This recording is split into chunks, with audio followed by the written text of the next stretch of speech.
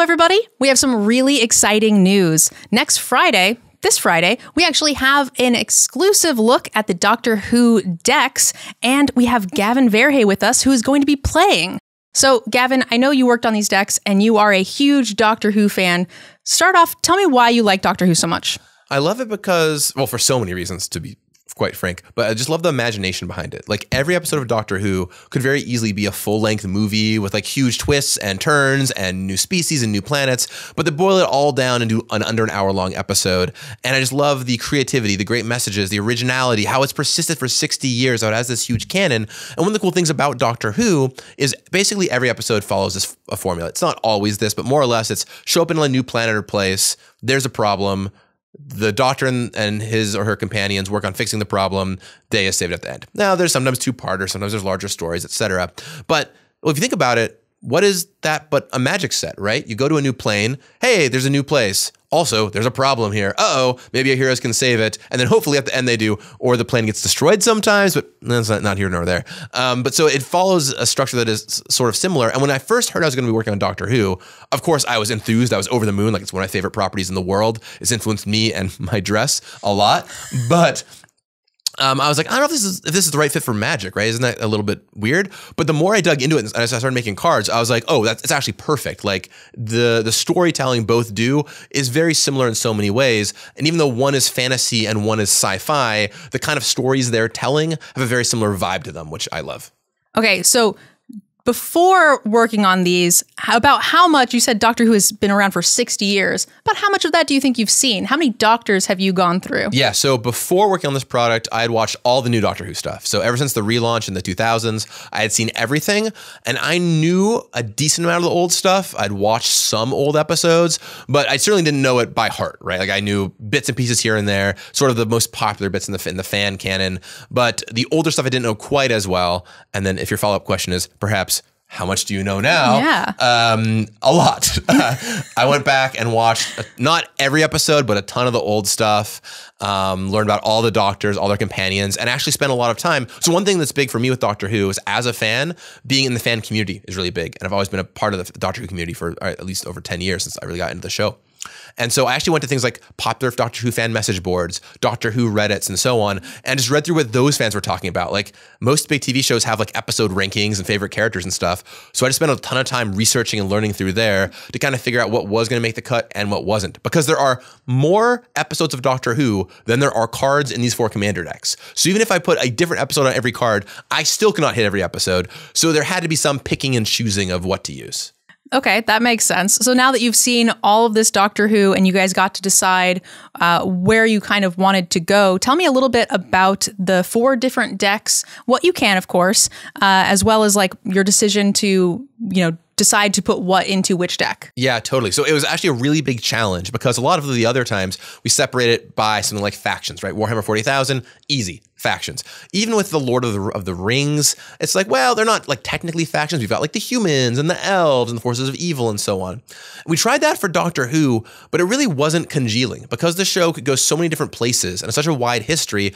No one in Doctor Who like factionalizes themselves around like, I am Doctor aligned, right? Like, when you're watching the show, of course you're going to like the Doctor. So we spent a lot of time working on it, and eventually like nothing was working. And I was like, here's what we're going to do. I took Chris Mooney, who was on the team, a fantastic designer, and I locked them and me in a room for an hour and a half, and we just talked about how we could solve this problem.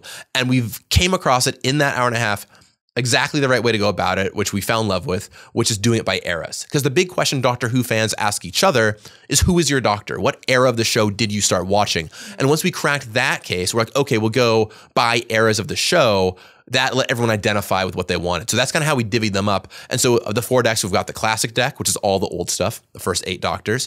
We've got the timey-wimey deck, which is the 9th, 10th, and 11th Doctors, so the relaunch of the show. We've got Paradox Power, which is the 12th and 13th Doctors, so the kind of the newest run of the show.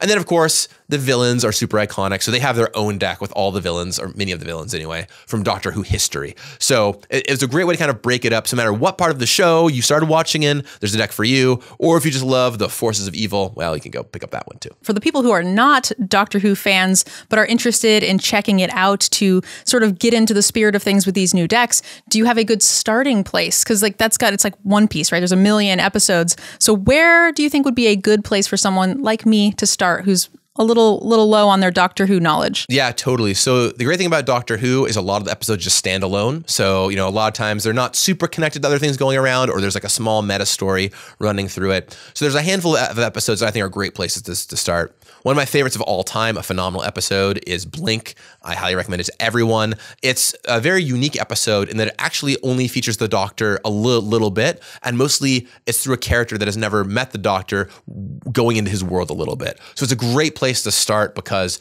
you get to kind of experience it for the first time, right? You get to see this world for the first time. It's a little spooky episode, but it's great. It's a phenomenal episode. Some other great episodes, I'll give 4 others that are great ones to start with, are Vincent and the Doctor, which is an award-winning episode about them time traveling back to meet Vincent van Gogh. Really amazing, really amazing 11th Doctor episode. There's an episode called Heaven Sent, which is a 12th Doctor episode that basically sees the 12th Doctor in a time loop where he keeps repeating the same things over and over again, and he's just trying to break out of it. I love The Girl in the Fireplace, which is a 10th Doctor episode featuring David Tennant. It's a fantastically written episode and really plays with the imagination and has the Doctor trying to rescue somebody. Well, I guess I won't spoil the episode, but it's very cool. I'll put it this way. It starts by them going to a spaceship and finding a fireplace that leads back to 18th century France. So there's a very fun connection between these two things, very, very whimsical. And those are a few great places to start. Of course, there's many great Doctor Who episodes that I love, but those are definitely some all-time bangers that I cannot recommend enough. I can definitely tell you're a big Doctor Who fan because even my favorite shows that I have seen, a dozen times, I don't know the names of the episodes. That is never a thing that I have gone through to learn. So that is very impressive. Well, one thing you'll find in the Doctor Who Commander decks is, I did know a lot of the names of episodes already. In fact, a hobby in college, this is really gonna show where I am on this. A hobby in college is there was those, I don't even remember the website, but there's like some old quiz website. Well, there was this one Doctor Who fan quiz that was like, how many episodes can you name from the relaunch of the show? And I did that quiz multiple times. Like every few weeks, I'd be like, I want to go take the episode quiz again and see how many of them I can name. And eventually I got to name almost all of them, right? So I could name a heck of a lot of Doctor Who episodes. That's kind of nerd I am. But in this set, in Doctor Who Commander, one thing we did that's really cool is all the sagas are named after episodes. And all the sagas, there's 19 in total in the set. There's 1 for each Doctor and 4 for the villains. All the sagas depict that episode happening. So it's a great way to bring people's favorite episodes to life. And so many Doctor Who fans do have their favorite episode and their favorite episode name and that story. But when you play the saga and you see kind of the effects of the story happen over the course of the game, it's just very cool, I'm in the episode moment, which I love. Okay, so each chapter has its own little thing that just progresses through the story. That's a really unique way to use the sagas. I think that's very awesome. Yeah, it was when we happened upon that. That was actually Chris Mooney's original idea. They sent in one saga, and I thought this was awesome and ended up making 19 of them. So, it definitely one of those things that you show off and everyone's like, that's awesome. And then you just do a little bit more of it and they're like, that's still awesome. Then you just keep expanding. So. All right. So of the 4 deck types that you told us about, is there one that you're the most excited about? And can you tell us a little bit about why? Yeah. Well, I'm thrilled for all of them. These decks, I'll say, are very unique, right? We've seen a lot of the same themes show up over and over again in Commander decks. Not because there's nothing wrong with that. We're going to keep doing that. But you've seen your Artifacts decks. You've seen your Enchantress decks. You've seen, your Type Matters decks. All that. It's like, you've been there, done that. It's great. It's awesome. We're going to keep making them. And there's all kinds of more cool space to explore. But these 4 decks are very off the beaten path. They are a little more unusual. And I'll say that the sitting atop unusual mountain here is the red, white, blue timey-wimey deck, which is a time counters deck. We've never done anything even close to this before. If you wanted right now to go out and build a time counters deck, you really couldn't. There's no support for it. But because these decks have so many new cards, there's 50 new cards per deck in here, we were able to kind of fill in the gaps for archetypes that are missing. And so we built this time counter deck that is not like anything you've ever played before. You suspend cards, you have vanishing cards, you have other cards that naturally accrue time counters, and then this mechanic time travel to kind of tie it all together that both takes counters off your suspended cards and puts counters onto your vanishing cards. So you really get to manipulate the flow of time as you're playing the deck, and it really feels like nothing else, and is super Doctor Who, right? You are literally messing with the flow of time as you're playing. It's very, very cool. I was going to say, it sounds like the most on-theme deck, and the fact that we have built almost a brand new archetype for Doctor Who. Can't imagine a better way to bring in an IP to Magic. Yeah, it's wild, right? I think that deck's going to be very popular because it's just a really popular era of the show.